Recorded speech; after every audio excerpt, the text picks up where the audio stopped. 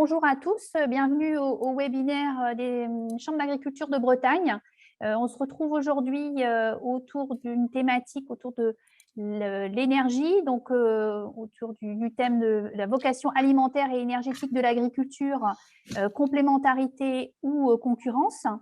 Donc, je me présente, je suis Véronique Taleb, je travaille à la Chambre d'agriculture et je suis responsable de l'équipe territoire Finistère et Côte d'Armor. Donc, je vais animer ce webinaire. Donc, aujourd'hui, ce qu'on vous propose durant cette heure, c'est trois parties. Donc, une introduction donc avec Loïc Guin, qui est président de la Chambre d'agriculture d'Ille-et-Vilaine et en charge au niveau régional du dossier énergie-climat. Une première partie autour de la thématique photovoltaïque avec Régis Le Carluère, qui est responsable de l'équipe énergie-climat agroforesterie. Un temps d'échange ensuite. Une deuxième partie autour de la thématique méthanisation avec Hervé Gorius, qui est chargé de mission méthanisation et climat. Un temps d'échange encore. Et on conclura autour de l'accompagnement des collectivités par la Chambre d'agriculture et avec moi, et enfin une conclusion avec Loïc Guin. Donc on aura des temps d'échange voilà, à deux moments. Et donc je vous incite à poser vos questions au fil de l'eau via le chat. Donc on va démarrer. Loïc, je te propose d'introduire. Oui, merci Véronique. Bonjour à toutes et à tous. Donc Loïc Guin, donc moi je suis producteur de lait en Ille-et-Vilaine et je ne reprendrai pas les présentations qu'a fait me concernant Véronique. Pourquoi ce webinaire? Tout simplement parce que… Merci de couper vos micros là, j'entends. Alors j'essaie de couper, mais voilà. Excuse-moi Loïc. Vas-y Loïc. C'est bon? Ouais, donc pourquoi ce webinaire sur principalement le photovoltaïque et la méthanisation? Mais comme c'est écrit dans le titre, une vocation alimentaire et énergétique de l'agriculture. Effectivement, l'agriculture a de tout temps eu comme principale mission de nourrir les citoyens. Je dis principale parce que pas que, à toutes les périodes, on a eu d'autres missions ou d'autres besoins qui ont été alimentés par l'agriculture, et notamment les besoins de traction à une époque où c'était les chevaux. Eh bien, écoutez, l'agriculture produisait de l'avoine, et beaucoup d'avoine et de foin pour nourrir ses chevaux, donc c'était aussi de l'énergie indirectement. Et puis, s'est développé d'autres productions comme le lin, comme le chanvre, enfin, même si le chanvre a un peu disparu, mais la production de lin dans certaines régions, elle n'est pas pour l'alimentaire, elle est pour le vestimentaire. Je dirais la betterave, le colza, il y a une partie des coproduits qui vont aujourd'hui pour l'énergie. Et d'autres facteurs arrivent concernant l'agriculture, parce qu'on voit bien que les énergies fossiles, au fil du temps, on nous a quand même, comment dire, on a, je cherche le mot, mais on a mis sur le devant de la scène les énergies fossiles, parce qu'elles étaient responsables d'une partie du réchauffement climatique, et on a pensé que l'agriculture avait capacité à fournir des énergies vertes, je dirais, et plus durables, alors notamment par la méthanisation, mais aussi elle avait des surfaces agricoles qui pourraient peut-être accueillir d'autres énergies telles que les panneaux photovoltaïques. Cependant, c'est des sujets, on voit bien, qui crispent par moment dans certaines régions et sur certains projets. Et nous, Chambre d'agriculture, par notre rôle d'organisme consulaire, par notre rôle d'organisme technique, eh bien, je dirais qu'on essaie d'appréhender ces sujets. Et donc, on les appréhende à travers on les appréhende d'un point de vue technique, hein, mais technique pure, mais aussi d'un point de vue occupation de l'espace, occupation du territoire, sachant que les chambres d'agriculture ont aussi sur les SCOT, sur les PLU et d'abord le STRADET, eh bien, je dirais un avis et des avis à donner. Donc voilà, c'est un ensemble de réflexions que nous, chambres d'agriculture, on a, et pour ça, eh bien, on a réfléchi, on a essayé de réfléchir, on essaie de réfléchir à des cadres pas réglementaires, mais des cadres qui pourraient entourer le développement et favoriser ou conseiller le développement ou pas de la méthanisation du panneau photovoltaïque sur nos territoires. Alors, pourquoi on vous invite aujourd'hui? Parce que vous, élus, responsables de collectivités, donc vous êtes responsable aussi des territoires, et vous avez en face de vous des acteurs économiques que nous sommes, nous par exemple, mais vous avez aussi des citoyens qui peuvent se poser beaucoup de questions. Et étant responsable aussi des territoires, vous êtes aussi responsable de l'occupation de l'espace. Et donc, tout ça, tous ces différents sujets font que il nous a semblé intéressant de venir échanger avec nous, de vous apporter nos réflexions. Et puis, je dirais, on sera aussi là pour entendre les vôtres, vos questions et vos réflexions. Voilà le but de cette matinée avec nous. Voilà, je vous remercie. Et puis, Véronique, je te repasse la main. Merci Loïc pour cette introduction. Et donc, Régis, je te donne la main pour la première partie. Merci Véronique, merci Loïc. Donc Régis Lecarluer, responsable d'équipe énergie climat agroforesterie. Dans cette première partie, donc un zoom sur le photovoltaïque, sur d'abord les principes et les différentes valorisations aujourd'hui en agriculture. Puis on va rentrer un petit peu dans le détail sur l'autoconsommation et notamment l'autonomie énergétique dans le moment actuel où les factures, notamment d'électricité et même de gaz, augmentent, mais aujourd'hui, c'est plus en lien avec l'électricité. Et l'autoconsommation est vraiment intéressante, donc on va le voir. Ensuite, on est là sur de l'historique, puisque le photovoltaïque est très en lien depuis une quinzaine d'années, notamment au démarrage de cette activité avec l'injection, donc plutôt une diversification d'activités. Et puis, comme le disait Loïc, il y a les sujets du moment qui font aussi appel au foncier sur le sujet de l'agrivoltaïsme et du photovoltaïque, où on donnera un petit mot, même si aujourd'hui notre cadre de référence est en cours de validation. Bon, on peut déjà vous donner quelques tendances. Voilà, donc rapidement, pour expliquer un petit peu les choses sur la valorisation de l'électricité en agricole, essentiellement en toiture aujourd'hui, avec au départ, ce qu'on appelle de l'injection, c'est-à-dire une valorisation en vente totale de l'énergie. Donc, c'est aussi ce que je disais tout à l'heure, c'est l'historique du photovoltaïque, où on a une surface dédiée sur un bâtiment, par exemple, et un contrat de vente où on vend la totalité du réseau. Donc, c'est une situation assez simple techniquement et économiquement. Donc, vous le voyez à gauche, c'est plutôt du coup un revenu complémentaire aujourd'hui, puisqu'on est à l'échelle du bâtiment. Donc, on n'est pas dans des chiffres d'affaires qui ne sont pas en lien avec le chiffre d'affaires du GAEC ou de l'ERL. Puis, donc, complètement à droite, là, vous voyez l'autoconsommation. Donc, c'est une tendance bien nette et de plus en plus, d'ailleurs, depuis 2018, où on a atteint ce qu'on appelle la parité réseau.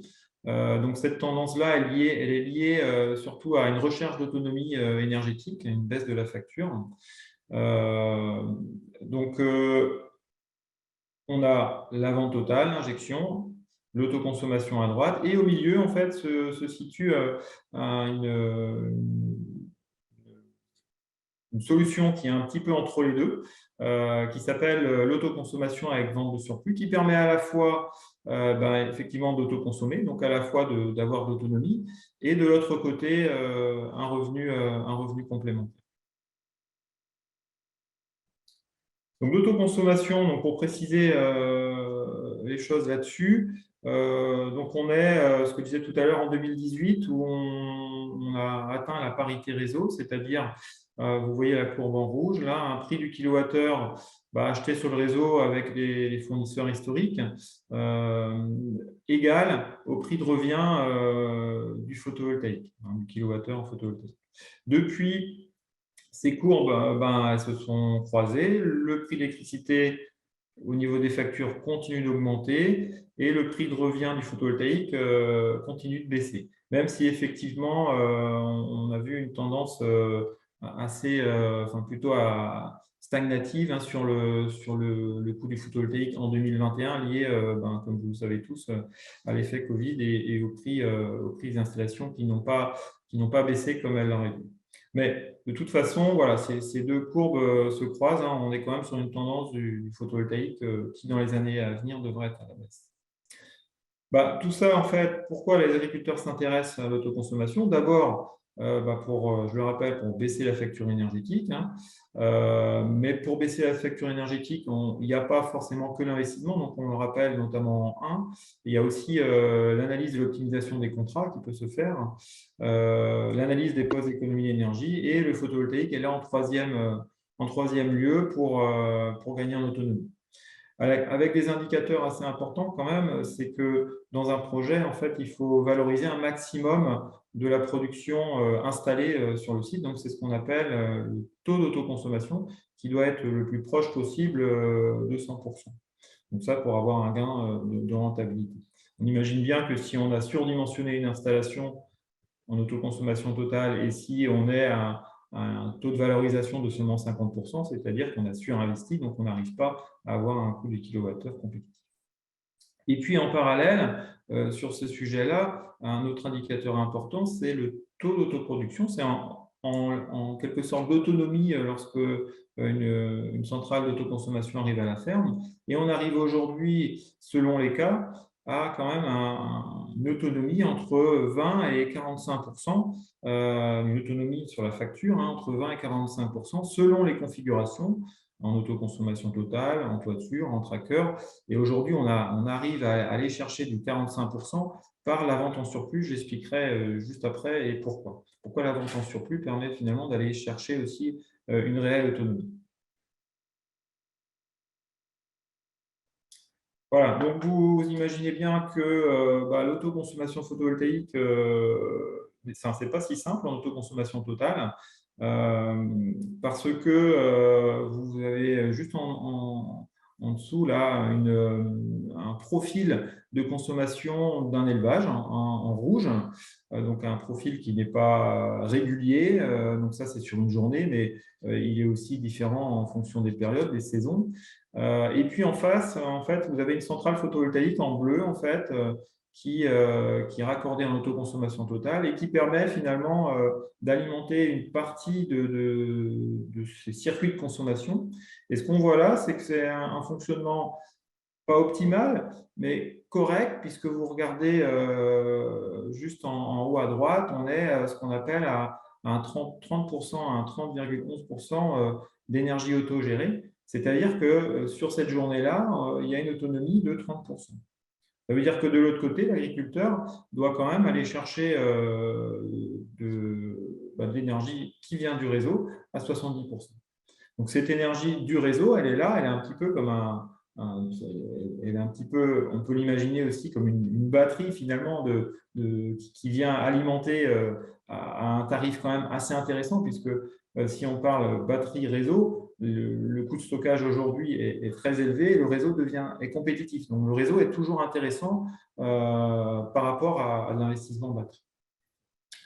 Après, il est toujours, et c'est ça qui est aussi important de retenir aujourd'hui, il est toujours plus intéressant d'autoconsommer que de vendre l'électricité sur le réseau. Pourquoi? Parce que la facture d'électricité, on paye plus cher aujourd'hui son kilowattheure que les tarifs proposés en injection réseau. Donc voilà un petit peu pour préciser les choses, mais là, il y a une contrainte, c'est le profil de consommation. Donc, par rapport à ça, et ça a été plutôt une bonne nouvelle pour l'agriculture, c'est un nouvel arrêté tarifaire sur bâtiment qui est sorti en 2021, qui d'une part, vous voyez juste en bas, a sauté le seuil des 100 kg. Alors, ce seuil de 100 kg, jusque-là, c'était à peu près finalement une centrale en toiture de 500 mètres carrés. Donc, en fait, dans les projets, c'était bridé. En fait, on voyait des fois sur les projets, lorsqu'on était en vente totale, seulement une partie des toitures couvertes.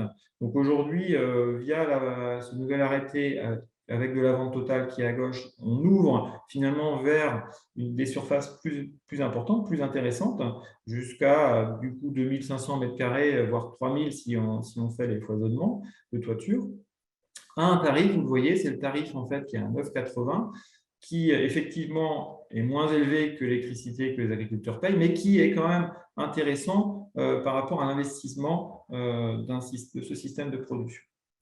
Et la nouveauté, et c'est aussi là-dessus que je me permets d'insister, c'est la vente en surplus sur ces mêmes tranches de puissance, et notamment sur la tranche de puissance assez importante, supérieure à 500 mètres carrés, qui est au même tarif que l'injection. Ça veut dire que dans cette situation-là, on peut à la fois mettre une puissance assez importante face à ces consommations, et être sûr de valoriser finalement le surplus qui ne serait pas consommé par rapport à notre profil de consommation à un tarif intéressant, donc un tarif qui finalement au-dessus du coût de production aujourd'hui du photovoltaïque en Bretagne.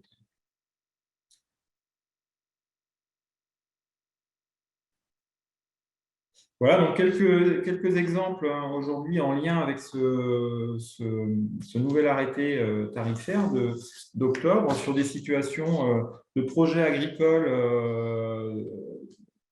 notamment sur toiture. Là, donc là, l'exemple, c'est une vente totale, donc c'est-à-dire que la totalité de l'énergie produite sur la toiture est renvoyée au réseau public avec un contrat. Donc là, il s'agit d'un bâtiment neuf, d'une surface quand même assez conséquente en sud de 1700 mètres carrés.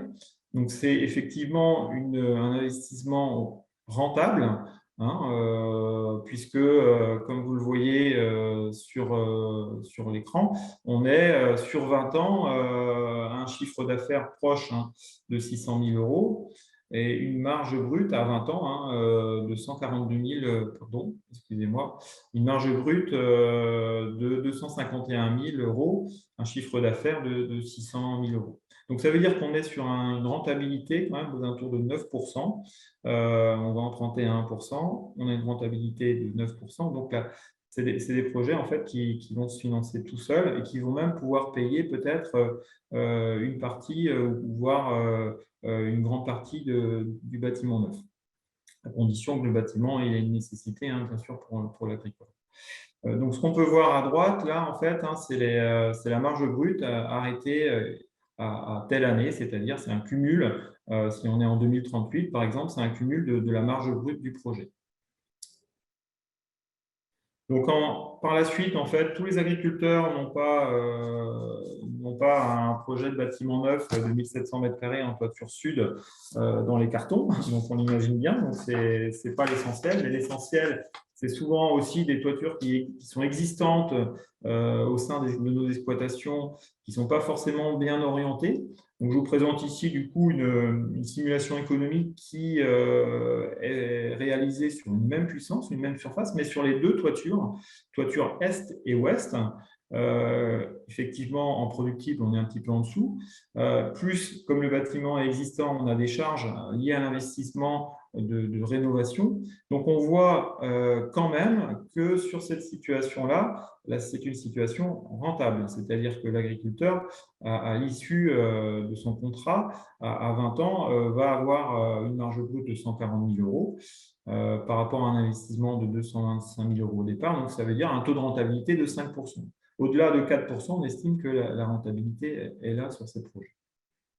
Et puis, pour terminer sur une dernière simulation, où ce que je disais tout à l'heure sur la vente de surplus, donc c'est cette situation-là, avec un élevage de porcs naisseurs-engraisseurs 400 truies, donc effectivement un peu plus important que la moyenne, toiture sud, bâtiment neuf, où à la fois l'élevage de porcs va gagner en autonomie, par rapport à la facture, une autonomie nette, puisque vous voyez au niveau de l'autoproduction, eh ben, ce site-là va être autonome quand même à 41%, donc ce n'est pas rien, vu les charges de facture élec aujourd'hui. Mais le reste, c'est-à-dire si on fait 100 moins 41%, on a 59% finalement de l'énergie par rapport à cette puissance-là qui est assez conséquente, qui va être à la fois aussi vendue sur le réseau. Donc, ce qui fait qu'aujourd'hui, en fait, c'est les plus grands. Dans cette situation-là, hein, c'est la plus grande rentabilité présentée sur ces trois diapos de rentabilité, où on a vraiment une rentabilité intéressante de 12%, puisqu'on est à la fois, je le rappelle, sur de l'autonomie, mais et aussi du coup sur de la vente. Donc, on est revenu complémentaire et autonomie énergétique. Voilà pour la partie projet bâtiment. Aujourd'hui, donc le sujet de l'agrivoltaïsme, c'est un sujet voilà, du moment, puisque depuis un an, aujourd'hui à la Chambre d'agriculture, on a mis en place un groupe de réflexion d'élus animés par quelques agents, mais c'est essentiellement l'écriture issue de ce groupe de réflexion s'appelle le cadre de référence photovoltaïque. Donc, cette écriture est issue de plusieurs rencontres. Donc, il y en a eu, il me semble, 6 sur l'année avec des groupes d'élus pour travailler sur ce sujet agrivoltaïsme, mais pas que. On a élargi sur le photovoltaïque aussi. Donc, pour rappel, en fait, l'agrivoltaïsme, c'est une installation qui permet de coupler une production photovoltaïque secondaire à une production agricole principale. Et secondaire et principale, c'est important, hein, puisque c'est bien clair que dans la définition, le photovoltaïque doit être secondaire, la production agricole doit rester principale et doit permettre en même temps une synergie de fonctionnement démontrable. Donc, dans la définition, on a un petit peu déjà vers quoi doit aller finalement ce projet, hein, vocation agricole d'abord.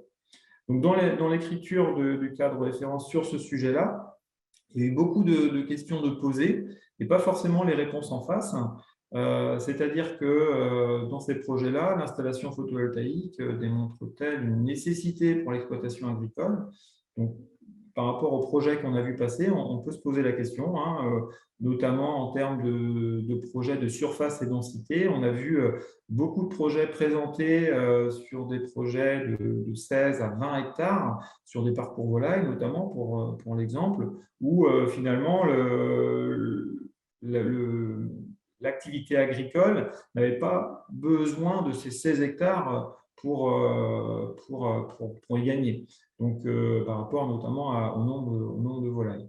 Donc, ces sujets-là, beaucoup de questions, pas forcément les réponses à chaque fois. Je ne vais pas tout vous les lister parce que ce cadre de référence, eh ben, il fait quand même une dizaine, voire presque 20 pages, mais les interrogations principales sont celles-là. Surface et densité des projets.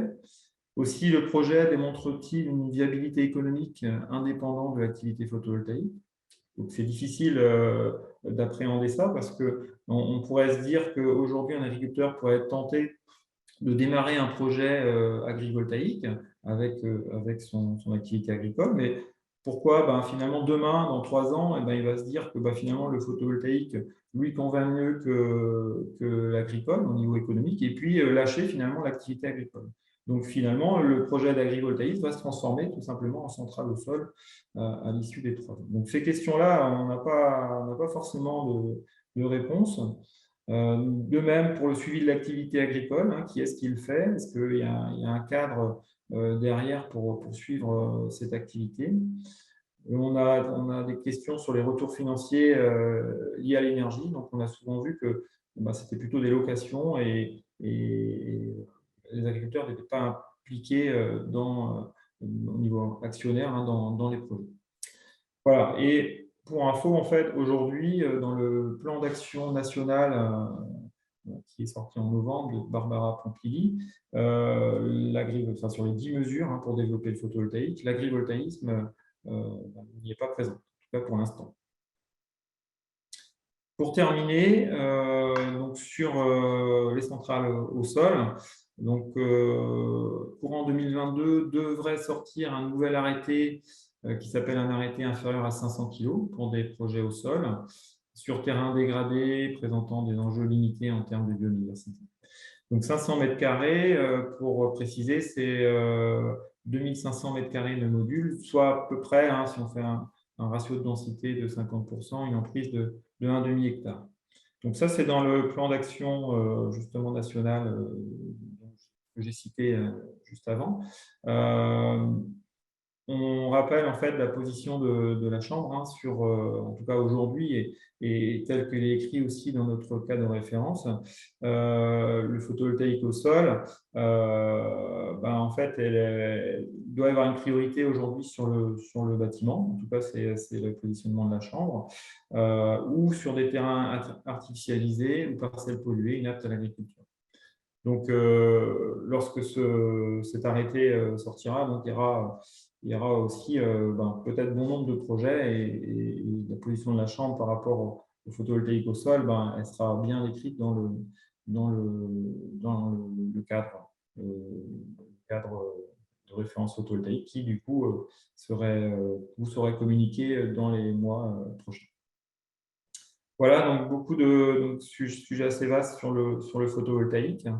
Donc aujourd'hui, on vous pose aussi, on vous fait participer en posant une première question, vocation alimentaire et énergétique de l'agriculture concernant le photovoltaïque sur bâtiment, complémentarité ou concurrence. Donc, Véronique a dû vous envoyer un lien pour y répondre. Alors, j'ai lancé le sondage. Il y a les deux questions, en fait. Il y a la question sur le photovoltaïque sur bâtiment, effectivement, et en même temps, la question sur le photovoltaïque au sol. Voilà. Les deux questions sont en même temps dans le sondage. Tout à fait.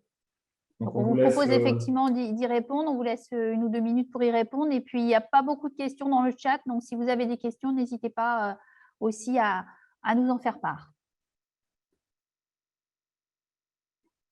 Il y avait une première question, peut-être le temps que tout le monde réponde au questionnaire. Régis, autour justement des graphiques que tu as présentés sur le seuil de rentabilité des différents projets, il y a une question de Véronique Lefloc qui demandait pourquoi le bilan financier cumulé explose, entre guillemets, après la 10e année. Donc, c'est par rapport aux annuités bancaires. Donc, on est sur des annuités entre 10 et 15 ans. Donc, dès que finalement la centrale est payée, et du coup, le coût de production photovoltaïque à la ferme baisse d'une façon très importante. Et forcément, le bénéfice cumulé devient très important en fin de période des 20 ans, notamment à partir de la 15e année. Alors, on vous laisse encore 30 secondes. Là, il y a une trentaine de personnes qui ont répondu au sondage. C'est presque ça, on est 48 personnes connectées là. Alors, pour le coup, si on revient toujours sur la même question, une demande complémentaire et pourquoi pas dans les 3 exemples et que dans le deuxième. Alors, je n'ai plus en tête…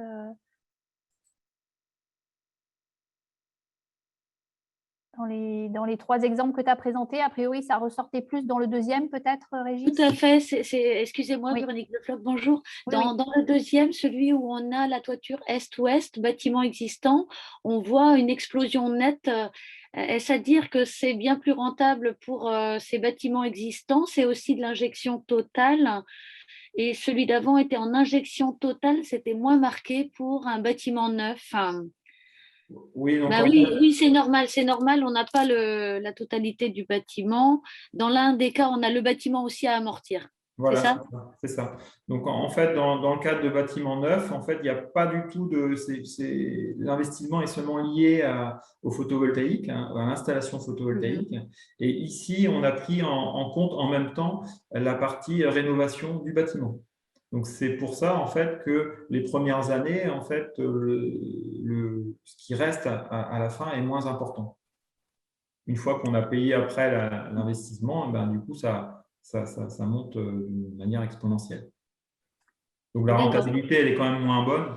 là-dessus, mais elle reste correcte, c'est ça qu'il faut retenir aussi. La rentabilité n'est pas que sur les bâtiments neufs, hein, elle est aussi sur les bâtiments existants, avec notamment un rajeunissement par le photovoltaïque en quelque part, puisque quand on refait des travaux photovoltaïques sur un bâtiment, ben on repart pour au moins 20 ans, quoi. Donc, le photovoltaïque permet aussi de maintenir des bâtiments en état, voire de les rénover. Pour le coup, question complémentaire, c'est sur le coût du démontage. Est-ce que le coût du démontage et du recyclage, au bout de 30 ans, est pris en compte dans tes estimations de rentabilité? Donc là, on s'arrête, enfin, on s'arrête sur un…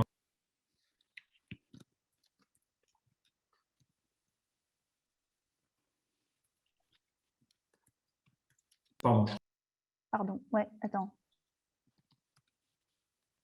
Voilà. J'ai été coupé un instant au niveau du micro, je crois. Ouais. Donc, à 30 ans, en fait, effectivement, les panneaux ont une grande chance de ne plus fonctionner, même si on voit aujourd'hui des installations qui vont un peu plus longtemps. Mais lorsqu'on achète des panneaux, en fait, ils ont le label PV Cycle, ou maintenant qui s'appelle Soren, donc qui est un label qui permet pas un label, mais on achète au départ via du PV Cycle ou du Soren, en fait, un recyclage des panneaux qui se fait à 95%.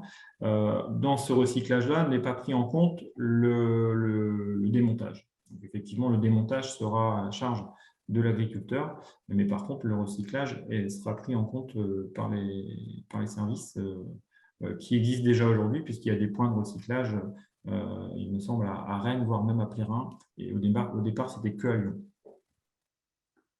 Ok, et donc pour le coup, question aussi autour de la durée de vie des panneaux, donc, mais tu l'as brièvement évoqué, est-ce que c'est quelle période la durée de vie des aujourd'hui, panneaux? les installateurs garantissent assez largement les panneaux à 20-25 ans. Donc la durée de vie, voilà, elle est au moins à 30 ans. Hein. D'accord, ok. Et enfin, autre point autour de est-ce que la fiscalité aussi a été prise en compte dans tes estimations là? Donc, lorsqu'on parle de marge brute, c'est hors fiscalité, hors cotisation sociale fiscale. Ok, bon, pour le coup, je mets fin au sondage. Normalement, alors, il apparaît, je pense qu'il doit apparaître sur vos écrans. Partager. Ah non, il faut que je partage. Excusez-moi. C'est bon? Régis, tu le vois Oui, très bien. Donc, ouais. On voit que sur la partie bâtiment, vous êtes plutôt presque unanime sur le sujet, hein, avec une complémentarité partielle à 21% et totale à 80%. Sur le photovoltaïque au sol, c'est un peu plus partagé. On est, on va dire, plus sur une concurrence quand même, hein, même si voilà, il y a un peu, il y a une complémentarité à 6%, hein, et une complémentarité partielle à 24%. Donc la tendance, elle est moins franche que sur le bâtiment où on est en complémentarité. Elle est du coup, on va plus vers la concurrence là-dessus. Merci Régis. C'est intéressant vos retours. Donc, pour le coup, on n'a pas d'autres questions. Donc, je propose à ce moment-là qu'on passe à la thématique autour de la méthanisation. Et donc, c'est Hervé Gaurius qui va intervenir. Oui, bonjour à tous. Donc, effectivement, on va faire un petit zoom sur la méthanisation qui est un petit peu sous les feux des projecteurs de l'actualité depuis quelques temps et autour desquels se posent pas mal de questions. Donc notamment sur les synergies ou pas entre l'alimentation et la production énergétique au niveau agricole. Donc pour cela, on vous propose déjà de faire un petit rappel sur des éléments techniques importants à avoir en tête par rapport à cette problématique-là. Et dans un second temps, on balayera effectivement plus des aspects aussi concernant l'évolution du contexte qu'il faut avoir à l'esprit pour se faire une idée un petit peu sur l'évolution de la méthanisation. Donc, la Régis, si tu peux passer à diapo. Donc, bon, déjà, bien sûr, les différentes valorisations du biogaz, les avoir à l'esprit. La méthanisation permet la production de biogaz à partir de biomasse agricole ou autre. Cette biomasse, elle a un intérêt énergétique parce qu'elle a un certain pourcentage de méthane, entre 50 et 70%. Et ce méthane, effectivement, on va pouvoir le valoriser de différentes façons. Donc, soit en chaudière directement sur les exploitations pour satisfaire des besoins chaleur, produire de l'eau chaude notamment. Donc là, il n'y a pas de tarif de rachat, on doit amortir des investissements sur des économies d'énergie. Deuxième grande possibilité, c'est de produire effectivement de l'électricité à partir d'un cogénérateur qui lui-même va produire de la chaleur. Donc là, à peu près 50% de l'énergie est sous forme chaleur, 50% sous forme d'électricité. Et dans ce cas-là, effectivement, le point clé, c'est la capacité à valoriser la partie chaleur sur l'exploitation, sachant que la partie électricité, elle, bénéficie d'un tarif de rachat garanti sur 20 ans.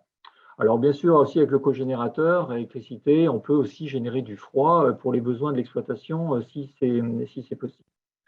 La dernière grande famille, c'est par contre l'épuration de ce biogaz. On va concentrer le biogaz, la partie méthane du biogaz, et le méthane produit, appelé biométhane, on va pouvoir l'injecter soit dans les réseaux gaz, soit en faire du carburant. Donc, une palette de valorisation effectivement intéressante qui ouvre effectivement le champ à un lien fort entre la production d'énergie et la production agricole. Diapo suivante. Donc, par contre, qu'est-ce qu'on met dans ce méthaniseur pour produire cette énergie? Donc, effectivement, dans une région d'élevage comme la Bretagne, le gisement de biomasse préférentiel et majoritaire, ce sont les déjections animales. Et on voit bien tout de suite une complémentarité possible avec les élevages et de compléments de revenus intéressants pour valoriser les déjections par ce biais-là. Donc, les déjections, c'est une biomasse importante, assez peu coûteuse finalement, mais par contre, elle a un inconvénient, c'est qu'elle produit assez peu de méthane à l'unité de masse. Donc, on peut avoir, notamment lorsqu'on a des lisiers, des grosses quantités de déjections animales qui, bon, par le volume, peuvent faire effectivement des productions de gaz intéressantes, mais on a quand même des gros volumes à gérer pour des productions ramenées à la tonne relativement faibles. Alors, bien sûr, on peut complémenter ces apports-là par d'autres produits. Et là, notamment, les secteurs agro-industriels ou des collectivités peuvent être effectivement également mis à contribution pour apporter des déchets et donc valoriser une part de production de méthane par ce biais-là. Ce sont des produits souvent très méthanogènes. Donc là, rapporté à l'unité de masse, c'est intéressant. Par contre, c'est vrai que c'est souvent des déchets qui peuvent être pas pérennisés forcément dans le temps et donc qui peuvent être effectivement une source un petit peu d'incertitude par rapport au méthaniseur. Donc finalement, le gisement le complémentaire le plus fréquent que l'on trouve dans les méthanisations et notamment les méthanisations agricoles, ce sont effectivement des biomasses végétales composées soit de déchets, soit de cultures intermédiaires, soit de cultures principales, on va y revenir. Et alors ça permet effectivement donc de complémenter l'apport de biométhane des rations agricoles et un aspect important, ça conforte la viabilité des projets agricoles puisque ça sécurise la ration dans la durée. Et donc, c'est vrai que ces plans d'approvisionnement à base de végétaux complémentant les déjections animales sont aussi une clé de la viabilité, de la rentabilité et du soutien finalement par les financeurs de ces projets-là. Voilà. Donc aujourd'hui, les rations sont plus sur cette base-là, avec un apport de déchets plus en termes d'opportunités que de rations de base. Alors, diapo suivante. Alors, un zoom, par contre, sur les cives et sur les cultures énergétiques, puisque c'est ça qui, effectivement, est susceptible de générer une concurrence, notamment avec l'alimentation. Alors, une bien sûr, une définition et une différence clé. Hein. Les cives sont les cultures intermédiaires à vocation énergétique, sont implantées et récoltées entre deux cultures principales et de ce fait ne génèrent pas de concurrence d'usage. Il peut y avoir effectivement, suivant les pratiques agronomiques, certaines concurrences dans l'accès à l'eau ou comment dire, dans les travaux des champs, mais il n'y a pas de concurrence de fait entre ces cultures-là. C'est leur gros intérêt. On a deux grandes familles de cives, c'est les cultures, les cives d'été, qui vont s'implanter entre entre deux cultures d'hiver, ou la cive d'hiver entre une culture d'hiver et une culture de printemps. Donc, dans ce second cas, on a généralement un peu plus de temps pour l'implantation et pour la maturité de la plante, et on a moins de contraintes d'accès à l'eau, alors qu'en cive d'été, effectivement, le facteur eau peut être assez limitant et le temps de développement de la cive est plus réduit. Donc, clairement, dans nos régions, c'est beaucoup plus la cive d'hiver qui est privilégiée. Alors, un élément important à avoir à l'esprit par rapport à ces cives aussi, parce que vous voyez que pas mal de cultures peuvent faire office de cive. Par contre, vu les délais dans lesquelles elles sont implantées, ce sont à chaque fois des cultures qui ne peuvent pas arriver à maturité. Lorsqu'on parle de maïs cive d'été ou de seigle cive d'hiver, ce sont des cultures qui sont récoltées avant le stade effectivement de maturité et qui ne sont pas, en concurrence avec la culture alimentaire. Alors, autre point important des cives, c'est aussi les incidences agronomiques. La cive a le mérite aussi de faire écho à plusieurs aspects de l'agroécologie qui sont indéniables, et notamment, bien sûr, en termes de couverture du sol, puisqu'elle va accentuer et optimiser cette couverture-là, mais également, elle présente aussi un intérêt dans la diversification des assolements, puisqu'elle va introduire dans les rotations une diversité finalement de cultures, même si les cycles sont raccourcis, qui peuvent être intéressants et avoir des bénéfices agronomiques intéressants. Voilà. Donc, la cive est vraiment, de ce point de vue-là, à intégrer complètement dans l'assolement, une partie intégrante de l'assolement, et un levier de réflexion et de gestion agronomique tout à fait pertinent. Alors, diapo suivante. Autre aspect important aussi des cives, c'est bien sûr qu'elle concourt aussi à l'apport de matière organique des sols. Donc, la cive, elle va aller dans le méthaniseur, donc effectivement, son carbone labile va produire du gaz, c'est bien l'objectif en termes de méthanisation. Par contre, une partie de la matière organique stable se retrouve dans le digestat, et la grande partie de la matière organique stable se retrouve dans le digestat qui est amené à retourner au sol. Et l'effet bénéfique également des cives, il est au niveau de la biomasse racinaire, puisque cette culture qui est destinée quand même à produire de la biomasse dans un temps court, va effectivement avoir un stade végétatif intéressant, mais également une production au niveau racinaire nettement plus importante qu'un couvert classique, et de ce fait concourir aussi à l'apport de matière organique stable dans le temps. Donc, ces aspects combinés font qu'effectivement, les cives sont bien un levier agronomique qui peut être tout à fait intéressant au niveau agricole. Diapo suivante. Alors, les cultures énergétiques, bon, là, on est sur quelque chose de différent, puisque la culture énergétique, c'est finalement une culture principale que l'on va effectivement choisir de mettre dans un méthaniseur plutôt que de s'en servir pour alimenter du bétail ou faire des cultures de vente. Donc là, effectivement, on est dans de la concurrence, on va être effectivement sur de concurrence entre les deux types de production. Le fait qu'il y en ait n'est pas un problème en soi. Par contre, effectivement, il faut des garde-fous dans le développement de ce type de culture pour éviter que ces concurrences soient exacerbées. La réglementation le prévoit déjà, puisqu'on a 15% maximum du tonnage qui entre dans une méthanisation qui doit être qui peut être sous forme de culture énergétique. Et on va voir au niveau, Bretagne, on est bien en deçà de ces niveaux, on tourne autour de 6-7% dans les rations, même si effectivement en injection, on a tendance à en avoir un peu plus qu'en cogénération. Ramené à la surface en Bretagne, on est sur 0,1% de la SAU, 1500 hectares, si on compte les projets, on sera à 2000 hectares actuellement. Donc, c'est quelque chose qui n'est quand même pas d'un impact très, très fort. Et ce qu'il faut savoir aussi, alors sur les cultures énergétiques, au niveau d'un méthaniseur, il peut y avoir aussi un intérêt à en avoir un peu sous le coude.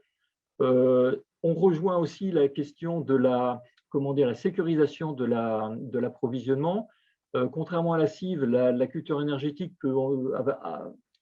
amène comment dire, plus de certitude sur les rendements en termes de biomasse que l'on peut obtenir.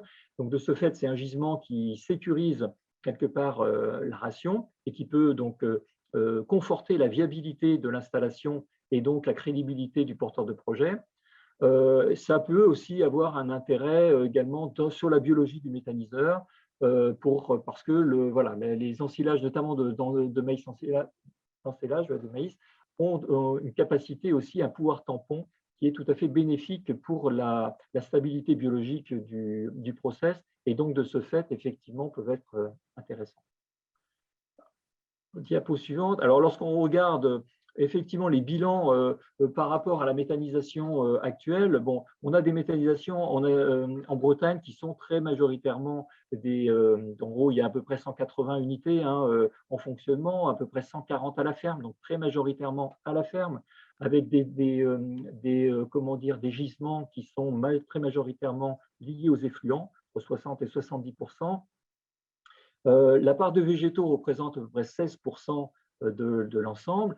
Mais bien sûr, dans ces végétaux, il faut distinguer ce qui relève des résidus, qui est une valorisation tout à fait normale au niveau de la méthanisation, les cultures intermédiaires, et qui, vous voyez qu'elles représentent entre 5 et 7% des apports, avec une tendance plutôt à augmenter effectivement cette proportion-là, alors que les cultures principales, elles sont autour de 7%. Alors, elles rassemblent le maïs, un peu d'herbe, puisque il peut y avoir éventuellement des fauches dédiées qui sont considérées aussi comme de la culture principale, et un peu d'autres ensilages. C'est majoritairement du maïs.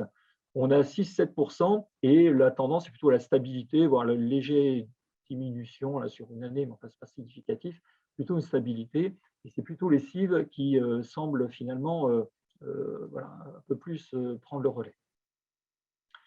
Alors, voilà quelques éléments un petit peu on va dire, techniques à avoir à l'esprit. Alors après, des éléments concernant l'évolution du contexte, ça c'est important parce que la méthanisation, effectivement, son système de soutien voilà, interroge, pose question et finalement apparaît un petit peu assez ambigu.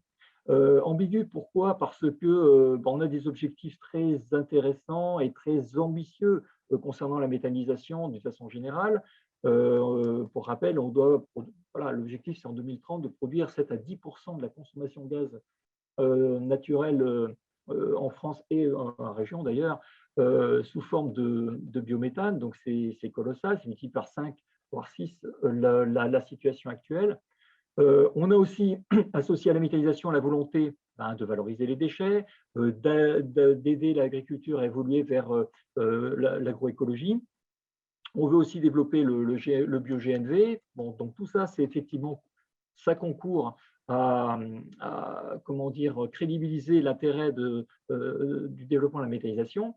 Cependant, effectivement, ce que l'on voit, c'est que on a des exigences de productivité, il y a des facteurs d'échelle de toute façon sur la méthanisation et des exigences de productivité qui font que les dispositifs de soutien économique orientent plutôt l'émergence d'unités qui produisent plus de gaz et donc des unités soit plus grosses, soit avec plus de végétaux ou plus de matières fortement méthanogènes. Et ça, c'est effectivement plutôt un frein par rapport à une méthanisation en lien avec l'élevage sur les régions d'élevage. On a aussi eu le problème que les externalités positives mises en avant dans la méthanisation, elles ne rentrent pas ou très peu dans l'équation économique. Donc la limitation des gestes, les efforts en agroécologie ne sont pas finalement des leviers incitatifs au niveau des types de projets qui peuvent émerger au niveau de la méthanisation. On a aussi un constat de manque de cohérence parfois entre les échelons national ou régional et surtout aussi un manque de soutien des porteurs de projets de méthanisation. Bon, voilà, il y a des problèmes d'acceptabilité sociale, mais aussi de soutien des projets qui se posent de plus en plus et qui ont tendance évidemment à un petit peu freiner le développement de cette méthanisation agricole. Et enfin, et ce n'est pas des moindres, c'est que le dispositif de soutien financier crée un différentiel de revenus vis-à-vis des productions alimentaires qui est effectivement jugé trop important, notamment par le milieu agricole lui-même, créant finalement des tensions parfois, ou des interrogations en tout cas, entre des agriculteurs méthaniseurs et des agriculteurs qui ne le sont pas. Donc on voit bien qu'il y a la nécessité de donner un sens au développement de la méthanisation au sein des territoires, et ça ne peut se faire effectivement qu'en lien étroit avec notamment les collectivités et la profession agricole. Alors, diapo suivante. Ce développement, ce qu'il faut avoir à l'esprit aussi, c'est qu'actuellement, le contexte est de plus en plus difficile pour la méthanisation dite agricole. Les tarifs de rachat ont évolué en novembre 2020, modifiant les conditions de rentabilité et faisant en sorte finalement, elles pénalisent quand même plus les projets moyens ou petits qui sont victimes de facteurs d'échelle par rapport à cette évolution-là. On a un renforcement du cadre réglementaire qui est très important au niveau des installations classées, alors qui se justifie par un certain nombre de risques à limiter, mais qui renchérissent de façon importante les unités de méthanisation. On a bien sûr aussi, mais c'était programmé, mais ça se télescope avec ces aspects-là, une diminution des aides à l'investissement et donc du coup une part d'autofinancement qui est de la part des agriculteurs plus importante à devoir gérer. On a, comme on l'a dit, des difficultés d'acceptabilité sociale plus fréquentes et en plus, plus récemment, un renchérissement des coûts des matériaux qui entraîne une hausse des coûts d'investissement également importants. Donc, on a des obstacles qui se mettent en place sur le développement des méthanisations finalement les plus petites et les plus proches des exploitations agricoles et portées par les agriculteurs. Et ça pose effectivement une question à terme de l'enjeu de la place des agriculteurs dans le développement de la méthanisation si on veut atteindre les objectifs de production de biométhane qui sont affichés. Dernière diapo. Avant-dernière diapo. Alors également, ce qu'il faut savoir, c'est que dans ce contexte-là actuellement, les réflexions autour de la méthanisation bénéficient de différentes études ou rapports. Le rapport du sénateur Salmon en septembre 2021 a permis de définir aussi des axes qui permettraient un petit peu de faire tirer un petit peu au clair le développement de la méta et de son lien avec l'agriculture. Une étude et un audit est également prévu au niveau de la région Bretagne, qui doit être finalement un petit peu l'opportunité aussi de peut-être mettre des garde-fous, ou en tout cas définir les modes de valorisation ou d'utilisation de cette technique en lien avec l'agriculture sur la région. On voit bien qu'il y a une opportunité en tout cas de positionnement et de faire en sorte de peser sur le modèle de développement breton que l'on veut avoir.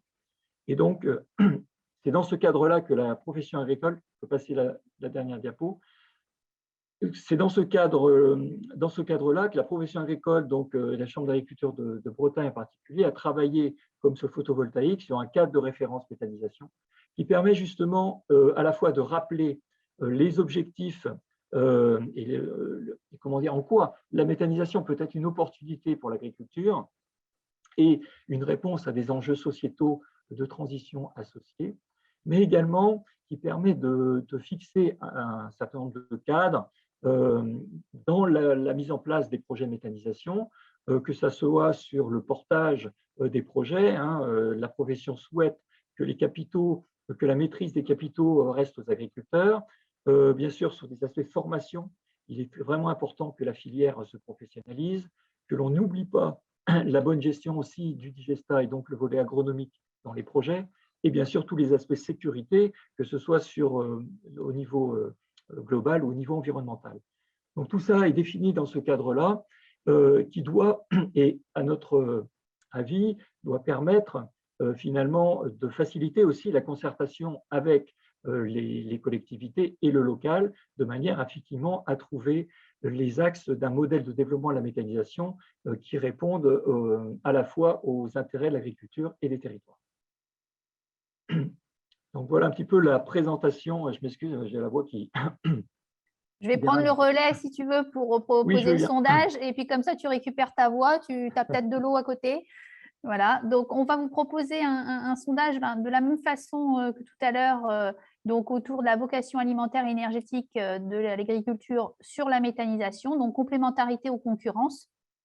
On vous propose de, voilà, quelques minutes pour y répondre. Et puis, alors, il n'y a pas de questions dans le chat. Si vous avez des questions, n'hésitez pas aussi à écrire ces questions via le chat.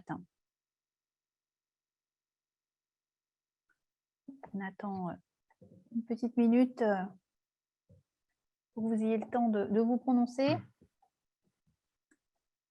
Alors, il y a une question autour des cives. Le principe des cives est forcément séduisant, mais ne risque-t-on pas un appauvrissement des sols si les rendements attendus sont importants? Alors, c'est clair que les cives, encore une fois, elles ont un intérêt effectivement dans l'agronomie, effectivement, et elles doivent respecter des règles agronomiques également pour être tout à fait pertinentes. Ceci dit, les cives elles peuvent être fertilisées contrairement aux cipans de manière. Donc, avec le digestat, on peut booster effectivement la production des cives. Donc, les apports effectivement en engrais notamment doivent être totalement en proportion des rendements obtenus. Donc, il n'y a pas de risque d'appauvrissement à ce niveau-là.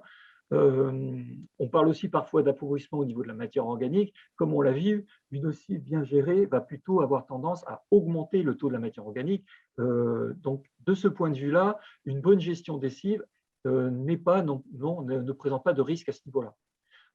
Alors bien sûr, on découvre, et encore une fois, il y a plein de travaux qui sont en cours avec les cives, de la part d'Arvalis, de la part de l'INRA. On est loin d'une maîtrise optimale de l'intégration de ces cultures dans les assolements et autres, mais effectivement, ce sont des leviers qui sont vraiment intéressants et à creuser. Ensuite, bien sûr aussi, en fonction des conditions pédoclimatiques, on va dire, des sols, les espérances de rendement ne sont pas du tout les mêmes. Et ça, c'est sûr qu'il peut y avoir des grandes variabilités dans le rendement d'une cive, en fonction du type de sol, bien sûr, mais aussi en fonction de l'année climatique. Et ça, c'est des difficultés à gérer, puisque ça veut dire qu'on ne peut pas compter sur des espérances de rendement stables et optimum tout le temps. Donc, il y a forcément à devoir gérer des aléas de rendement. Merci Hervé. Je viens de partager les résultats du sondage. Tu les vois, Hervé? Oui, très bien. Donc oui, c'est effectivement plus contrasté, on va dire, que le photovoltaïque d'une façon générale. Concurrence partielle, complémentarité partielle. Bon, les deux sont finalement assez… voilà. Alors, concurrence totale, je pense effectivement, là, c'est quelque chose quand même qui reste assez marginal. Complémentarité totale, on voit bien que ce n'est pas automatique non plus. Donc, on est bien sur quelque chose à travailler pour faire en sorte que la complémentarité soit la plus pertinente possible, tant sur le revenu des agriculteurs, tant que sur l'agronomie, tant sur la valorisation des déchets. Mais enfin, vu le climat actuellement médiatique autour de la méthanisation, on a tendance parfois que certains ont tendance à stigmatiser la technologie en elle-même, alors qu'effectivement, les problématiques sont certainement plus dans les moyens et d'encadrer à la fois le dispositif de soutien et les applications techniques. Merci Hervé. Une remarque, ou plutôt c'est pas forcément des questions, mais des remarques. Alors en lien avec ce que tu viens de dire sur les cives, Hervé, une remarque qui dit qu'effectivement ça permet, c'est une façon de garder, d'éviter effectivement la fuite des nitrates. C'est le lien que tu faisais avec l'agronomie et les cultures intermédiaires tout à l'heure. Tout à fait. Alors ça, c'est un point important. Évidemment, notre région elle est particulièrement concernée par les fuites de nitrates, notamment par aussi le fait de la minéralisation automnale. Le fait d'avoir des cives d'hiver qui sont effectivement avoir une capacité de développement plus importante qu'un cipan, elles sont automatiquement de nature à plus piéger les nitrates, à condition évidemment que la fertilisation complémentaire que l'on peut mettre au niveau cive reste bien sûr bien maîtrisée.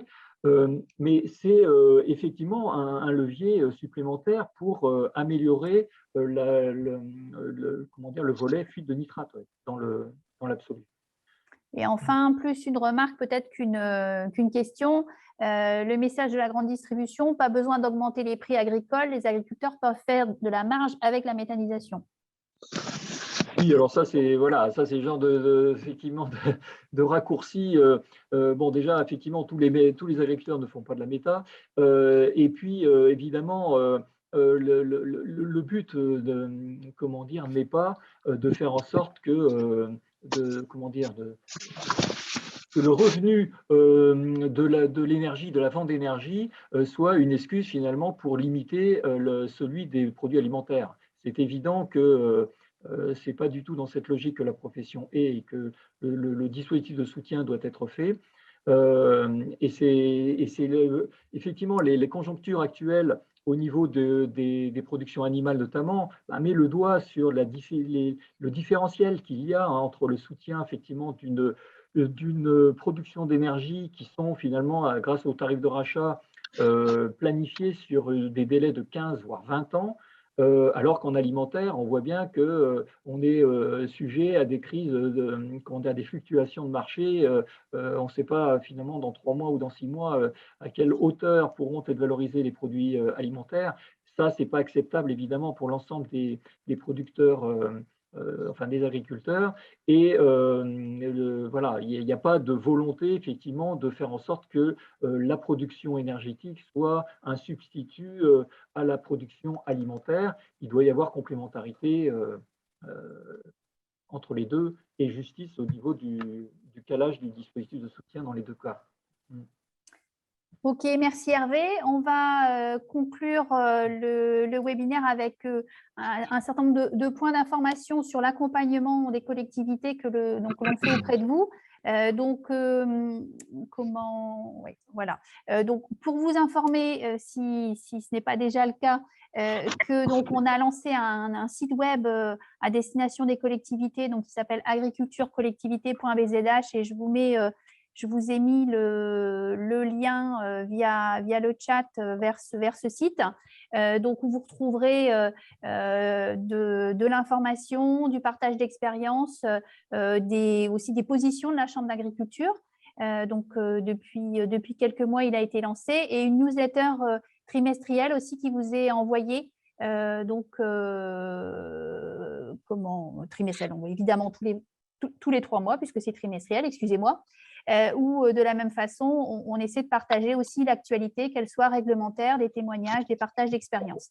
Et donc, vous aurez le diaporama qui vous sera envoyé par mail. Donc, vous aurez aussi le lien d'inscription à la newsletter, mais sur notre site web, dont vous avez le lien là tout de suite, vous pouvez retrouver cette newsletter et vous y inscrire.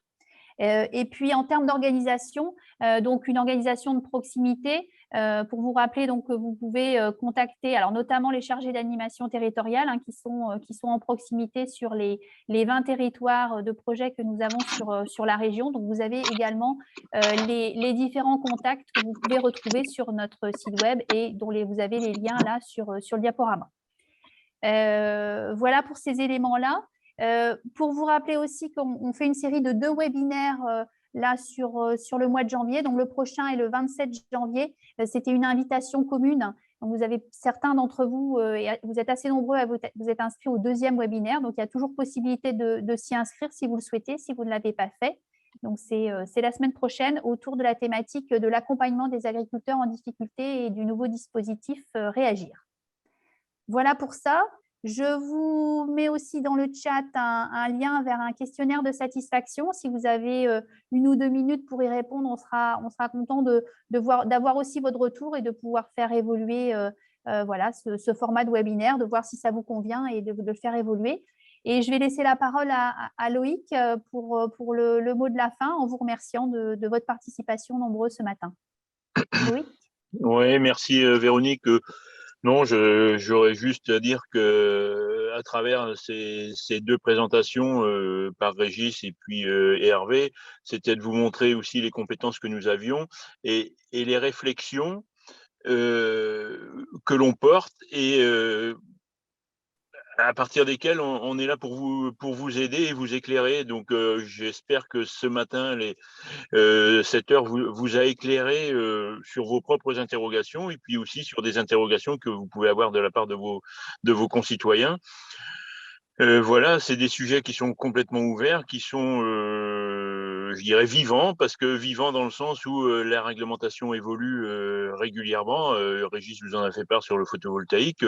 Vivant aussi sur la méta, parce que il se trouve qu'en Bretagne, on a une association des méthaniseurs, l'AMB, Association des méthaniseurs bretons, avec qui on travaille, mais qui est très volontaire pour expliquer les choses, pour prendre des précautions, pour être contrôlé par l'administration, pour que justement tous les chiffres qui peuvent apparaître, eh bien, sont véridiques, sont vérifiables. Voilà, donc c'est en ça que nous, Chambre d'agriculture, on apporte, je dirais, un éclairage et puis je dirais notre soutien à du développement, mais alors en essayant que ce soit du développement harmonieux sur nos territoires. C'est bien ça. Et en écoutant Hervé, qui a beaucoup insisté sur le fait que, par exemple, la méthanisation doit et devrait être portée par des agriculteurs, parce que c'est ça qui fait vivre nos territoires. C'est une économie qui reste sur nos territoires. Voilà. Merci beaucoup d'avoir été présent et puis je vous donne rendez-vous, on vous donne rendez-vous pour le prochain, le 27, en espérant que vous soyez nombreux et faites passer le message pour qu'il y ait de plus en plus de vos collègues à s'inscrire à ces webinaires.